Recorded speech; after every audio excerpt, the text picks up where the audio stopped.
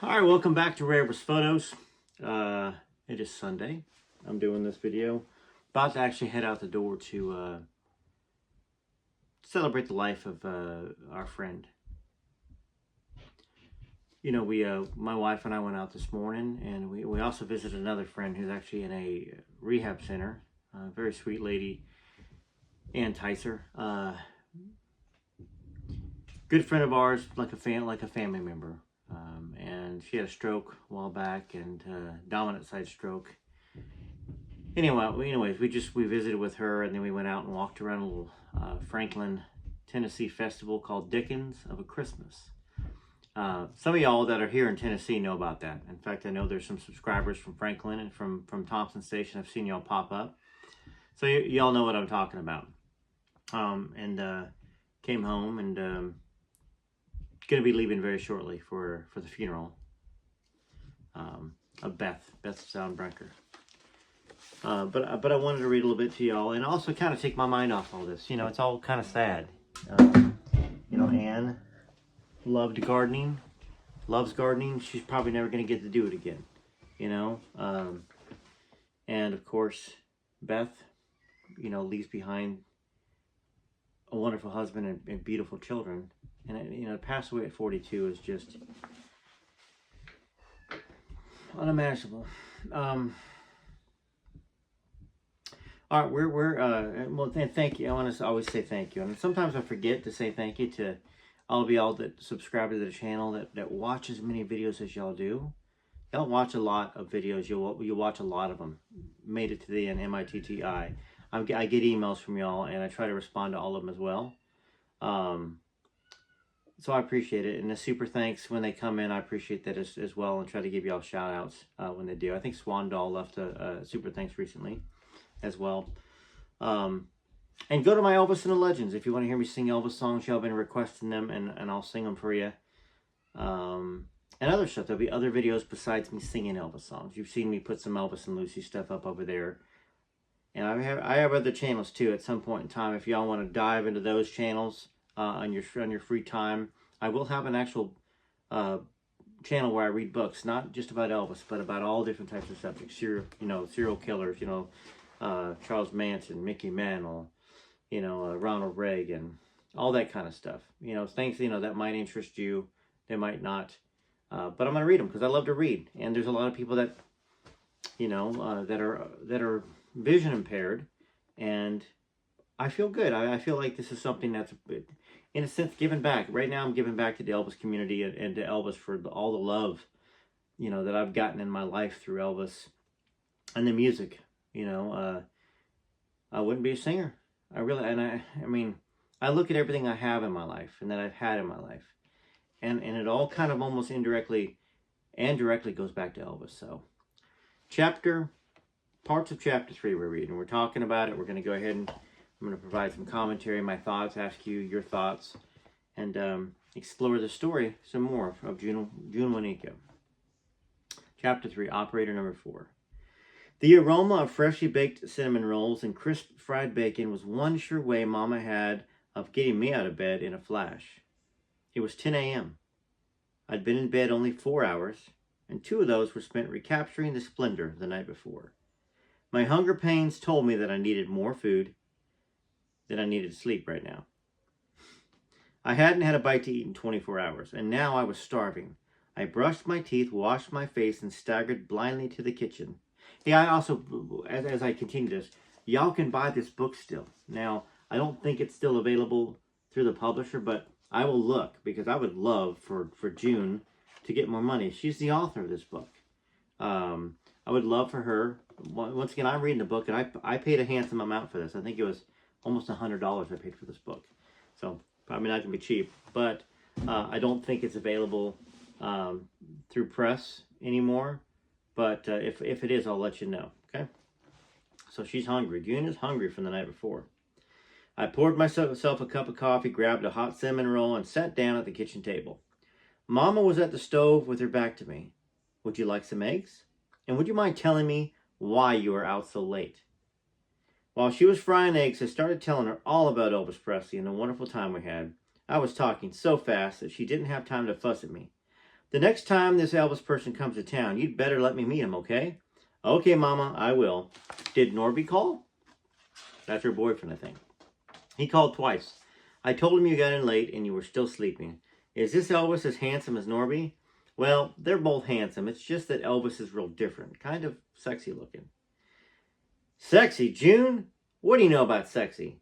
Oh, Ma, you know what I mean. Someone was knocking at the front door. I was still in my PJs, so I ran to the bathroom. It was Norby. I heard Mama tell him I was getting dressed. She came in the room shaking her head. I don't know, June. I've never seen anyone as handsome as Norby Ronsonet. All right, I want to find out what this Norby looks like. Find out. I'm releasing y'all to go find out. Give me a picture of Norby Ronsonet. Okay, RONSONET. And Norby is NORBIE.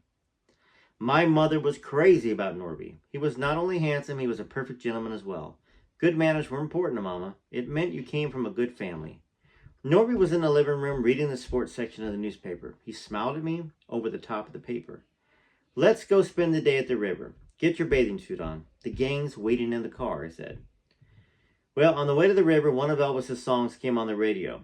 A few of our friends had seen him the night before, and one of the girls told me I should have been there, that Elvis Presley was so good looking, he had all the girls going wild. Now, feeling a bit guilty, I looked at Norby and smiled.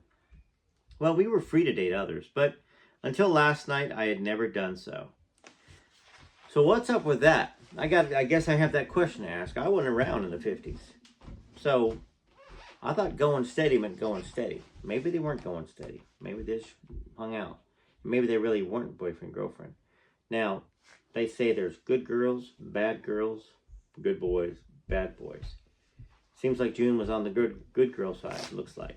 So maybe you didn't go steady. You got engaged, got married, like that. Maybe. I don't know.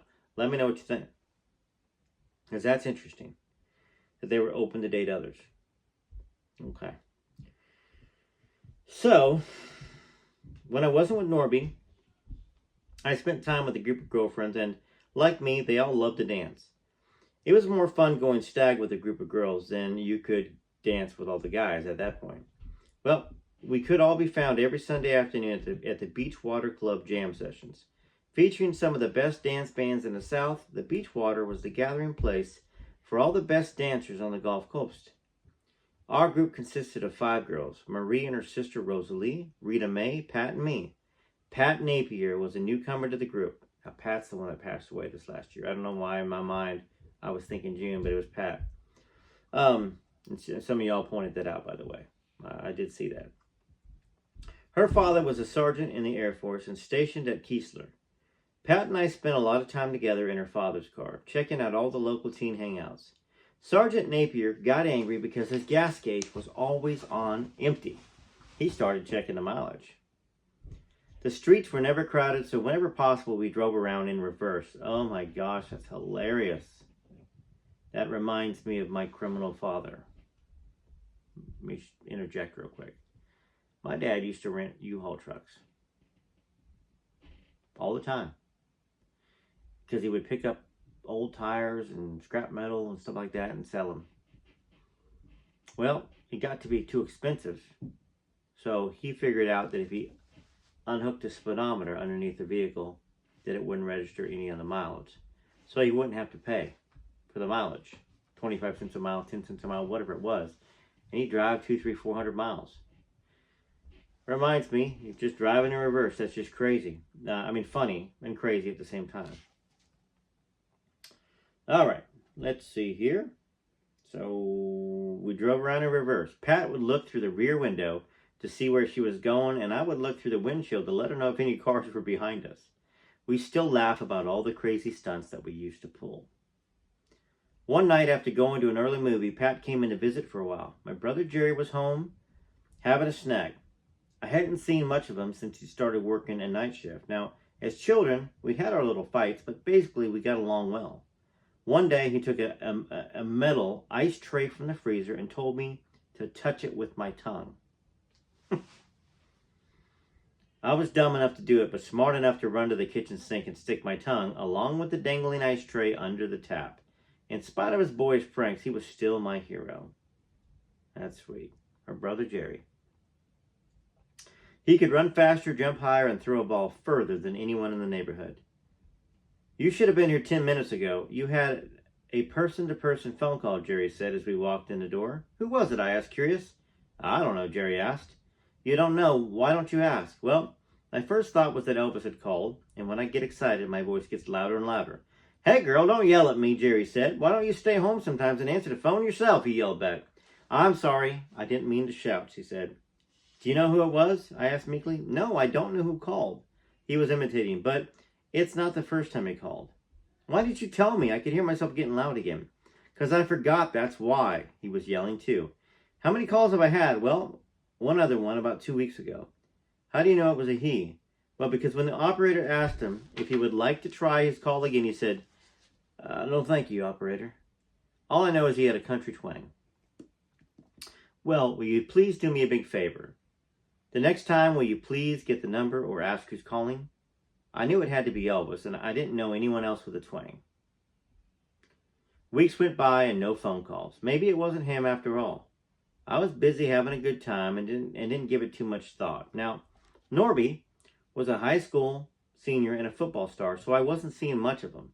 Occasionally, I would have a date with a guy named Edval Hughes. E-D-V-A-L Hughes. H-U-G-H-E-S. Now, we know where this is at. This is down in Biloxi, Mississippi. I know y'all want to find out what he looks like too, so let's look it up. There's several of you that can do it, so let's see who comes up with it first. I felt very grown up with Edval. He was a few years older, and he would take me out for dinner and dancing, a big change from hamburgers and cokes at a drive-in.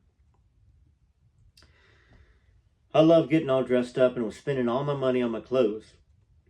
Now one day, Pat and I went to Bernie's Drive-In for a Coke. It was a local hangout only 2 blocks away, so we didn't have to worry about the mileage or having to drive backwards, right? You know, she didn't say that, but that's what I was thinking. We were gone less than an hour, but when we got back, Jerry told me I just missed another person-to-person call. Now, what would have happened if we had cell phones back in those days? How many text messages? How many phone calls? None of those would have been missed by anybody. You know, we've read other books, you know, the Lucy de Barbin book, you know, we're reading this book. You know, I don't know if Dixie Locke has a book. I think she does. Barbara Hearn, I don't think has a book. But, I mean, and we can go back and go through into the 60s and 70s too. You missed a call, you missed a call. And unless somebody's calling from a home and you got a number to call back, Elvis was on the road, so she just kept missing these calls, which probably made Elvis more interested too, if you think about it. Who's this girl I can't get a hold of that I spent some time with? So, did you ask who it was? June asked. Dial 0 and ask for operator number 4. Huh. So weird, just thinking back on how these phone calls and stuff was done. Well, when I called the operator and told her who I was, she said the caller hadn't left a name and couldn't be reached at that number any longer. The only thing she could tell me that was the call had come from Prichard, Alabama. Well, I didn't know anyone in Prichard. Pat, do you know anyone from Prichard? No, I don't even know where Prichard is, Pat said. Well, curious about my phone call, Pat called me the next morning. Did you ever figure out who you knew in Prichard? Oh, yeah, it was Richard, I replied, joking. Richard who? Richard from Prichard. You remember him, don't you? I don't remember any Richard from Prichard. It's just a Pat joke. I mean, it's just a joke, Pat. It's just a joke. We laughed and nothing was about the calls were mentioned again. So, how many of y'all remember placing phone calls and this person to person? And could you call the operator back and ask, had they left a name? And why wouldn't you leave a name? Maybe Elvis didn't know, right? I'm assuming those are Elvis. Anyhow, I hope you enjoyed that. And y'all know I've got a fondness for June Monico. You know, I understood why she met Elvis at the train station. Oh, that's good looking lady there. And they had so much fun that summer. You can tell in the videos. But Elvis hardly called. It was what, 3 months, 4 months? He didn't call. How can you first off, most anybody wouldn't believe that they would have a future with Elvis. Somebody that's a star. It's just a hometown girl, June Monico.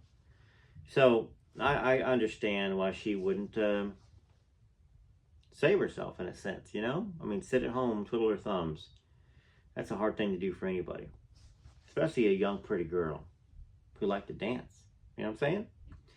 Anyhow, TCB TLC, I hope you enjoyed it. And I wanted to get something in for y'all today, even though it's not a very busy day for me on this channel. I will put a song over on Elvis and the Legends as well for y'all. That's all I got. Have a wonderful, wonderful Sunday if you're watching it today. And if you watch it tomorrow, the next day, hope you have a good week, because the weekend's a bit away if you're watching this on Monday or Tuesday. All right, till next time, this is Joe with Rare Elvis Photos.